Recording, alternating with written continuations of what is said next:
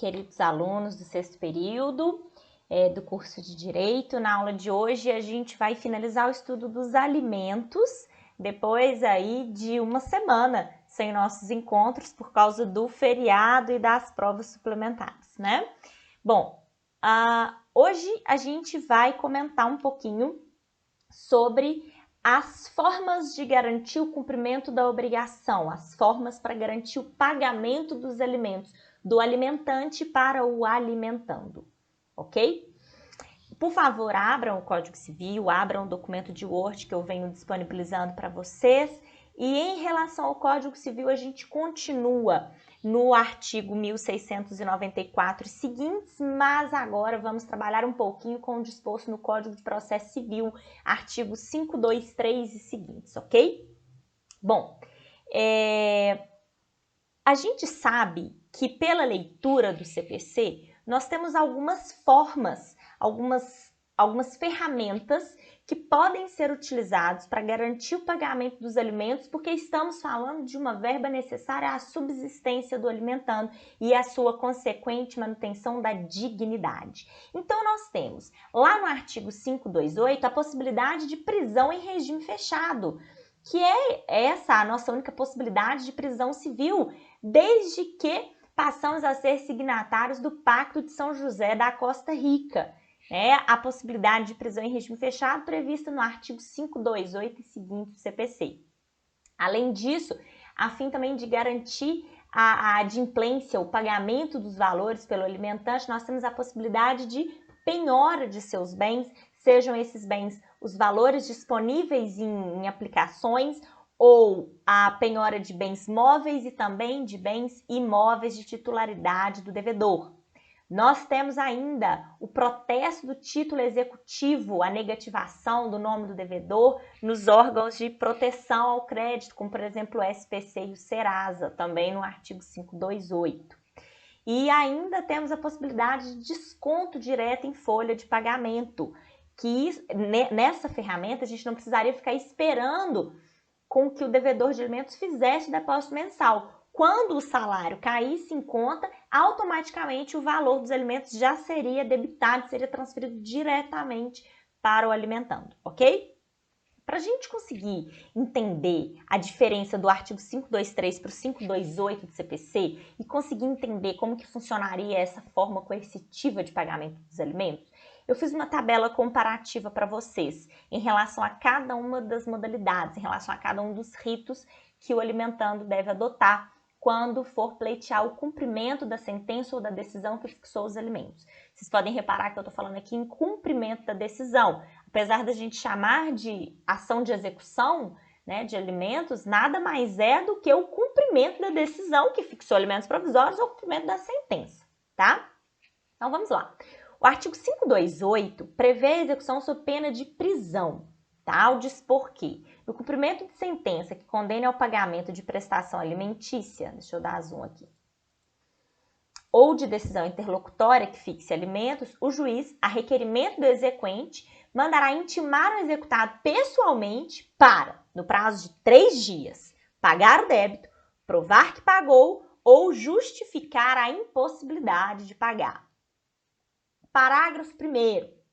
Caso o executado no prazo referido no caput não efetue o pagamento, não prove que efetuou ou não apresente justificativa da impossibilidade de efetuá-lo, o juiz mandará protestar o pronunciamento judicial aplicando-se no que couber o disposto no artigo 517. E aqui fica evidenciado para nós a possibilidade de protesto, de negativação do nome do devedor. Somente a comprovação de fato que gere a impossibilidade absoluta de pagar justificará o inadimplemento. A gente se depara no dia a dia com devedores de alimentos comprovando a impossibilidade de pagar, alegando ou até comprovando, né, simplesmente que ele está com o nome negativado porque ele está com algumas dívidas. Isso não justifica, ok? Tanto é assim que toda vez que um cliente me procura falando assim, Renata, eu perdi o emprego, o que eu faço com os alimentos? Eu falo, olha, não fique inadimplente, não pare simplesmente de pagar porque a gente precisa de uma revisional para reduzir esse valor, né? A gente não pode, então, admitir que toda e qualquer justificativa em relação à impossibilidade de pagar os alimentos venha a ser aceita, porque afinal a gente está trabalhando com uma verba necessária à vida, à subsistência do alimentando. Então, para a gente conseguir justificar essa impossibilidade, a gente precisa de comprovar uma falência, uma doença que acometeu o devedor, e aí sim ficará comprovado que ele não poderia pagar. E se o executado não pagar ou se a justificativa apresentada não for aceita, o juiz, além de mandar protestar o pronunciamento, decretar-lhe a prisão pelo prazo de 1 a 3 meses. Vocês vão reparar que a lei de alimentos, ela prevê, a lei de alimentos que é de 68, prevê um prazo não superior a 2 meses. Mas como a gente está trabalhando com o CPC, que é datado de 2015, vamos manter esse prazo aí de prisão de 1 a 3 meses, ok? Na verdade, pela lei de alimentos é 60 dias, né? Tomar cuidado porque pode dar a diferença aí de 60 dias para 2 meses, enfim. Parágrafo 4º, a prisão será cumprida em regime fechado, devendo o preso ficar separado dos presos comuns. E o cumprimento da pena não exime o executado do pagamento das prestações vencidas e vincendas. E isso, pessoal, significa que o executado, ele continua, apesar da prisão, ele continua respondendo pelos débitos que não foram pagos. Mas atenção, ele não pode ser preso 2 vezes pelo mesmo débito. Vocês já estudaram sobre o bis in idem, né? Então, a gente consegue, temos outras modalidades de execução para o débito que não foi pago, que não a de prisão, tá? Porque ele não pode ser preso 2 vezes pelo mesmo débito. E aí, importa-nos a leitura agora do parágrafo 7º.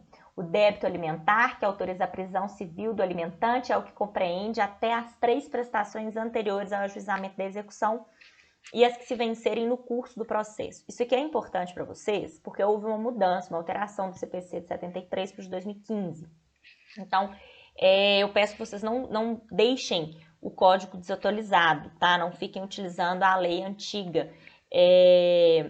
Isso significa também que se o executado tiver, por exemplo, uma dívida pelo período de 1 ano, a gente só consegue pedir execução sob pena de prisão em relação às 3 prestações anteriores ao juizamento da ação. Fica bem claro aqui, ó, é o que compreende até as 3 prestações anteriores.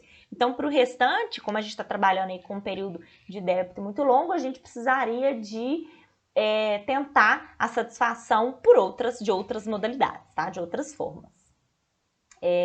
Artigo 529, também é importante a leitura. Quando o executado for funcionário público, militar, diretor ou gerente de empresa ou empregado sujeito à legislação do trabalho, o exequente poderá requerer o desconto em folha de pagamento da importância da prestação alimentícia, que é o que eu acabei de falar para vocês, que ajuda, né, facilita aí o adimplemento, garante que a gente não fique à mercê da vontade do alimentante de depositar mensalmente os valores, ok? Bom, paralelamente, claro que no documento de Word eu deixei os outros artigos e deixei comentários em relação a eles também, mas não justifica aqui a gente ficar lendo. Mas paralelamente impõe fazer a leitura agora dos 523 e seguintes, para a gente poder trabalhar com uma execução sob pena de penhora. Olha como que é diferente. No primeiro caso, a gente está falando de uma execução sob pena de prisão para dívidas de até 3 meses antes do ajuizamento da ação. Agora, no 523, a gente vai falar de não prisão, mas penhora. Os bens do devedor de alimentos é que vão responder por esse débito. No caso de condenação em quantia certa ou já fixada em liquidação e no caso de decisão sobre parcela incontrovérsia, o cumprimento definitivo da sentença far-se-á a requerimento do exequente, sendo executado intimado para pagar o débito no prazo de 15 dias, acrescido de custa se houver. Reparem que aqui a gente já teve uma alteração em relação aos prazos, né? Não ocorrendo pagamento voluntário no prazo do caput, o débito será acrescido de multa de 10% e também de honorários de advogados de 10%. Parágrafo 3º é importante para nós. Não efetuado tempestivamente pagamento voluntário, será expedido desde logo mandado de penhora e avaliação seguindo-se os atos de expropriação. Façam a leitura do restante dos artigos, tá? Saibam que a gente tem aqui a possibilidade de execução, a gente tem formas de garantir o adimplemento da obrigação e uma novidade interessante que a gente teve agora nesse período de pandemia é que nós tivemos uma manifestação do STJ pela prisão, a favor da prisão domiciliar, e depois tivemos a entrada em vigor da Lei 14.010 de 2020 no mesmo sentido. mas já tivemos também uma alteração no entendimento do STJ, que alterou a linha que vinha adotando, né, defendendo que a suspensão da prisão civil do devedor de alimentos talvez seja a mais interessante, ao invés da prisão domiciliar, já que a prisão domiciliar significaria aí uma relativização do disposto no artigo 528 do Código Civil. Ok? Não deixe de responder os exercícios, de abrir os links que eu coloquei para vocês, que são de extrema importância, que são muito interessantes. Qualquer dúvida que vocês tiverem aqui é só me mandar mensagem, tá bom? Um beijo grande para vocês e bons estudos!